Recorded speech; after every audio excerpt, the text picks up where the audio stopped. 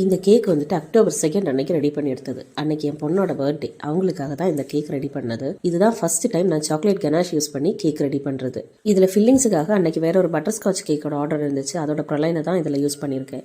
க்ரம் code பண்ணுறது வரைக்கும் எந்த கஷ்டமும் இல்லை, ரொம்ப ஈஸியாக இருந்துச்சு. ஃபுல்லாகவே கம்ப்ளீட் பண்ணி எடுத்துட்டேன். அதை ஃப்ரிட்ஜில் வச்சு செட் பண்ணி எடுத்ததுக்கு அப்புறமா ஃபைனல் கோட்டிங் கொடுக்கும்போது ரொம்ப கஷ்டமாக இருந்துச்சு. க்ரம் கோட்டிங் முடிச்சு இதை ஃப்ரிட்ஜில் செட் பண்ண வச்சுட்டு வேறு ஆர்டர்ஸ் இருந்து அதெல்லாம் கம்ப்ளீட் பண்ணிவிட்டு லாஸ்ட்டாக இதை எடுத்தப்போ கேக் ரொம்ப கூலாக இருந்துச்சு. அந்த கூலாக இருந்த கேக் மேலே சாக்லேட் கனாஷ் யூஸ் பண்ணி ஒரு ஸ்மூத் ஃபினிஷிங் கொண்டு வரதுக்கு ரொம்ப டைம் எடுத்துச்சு.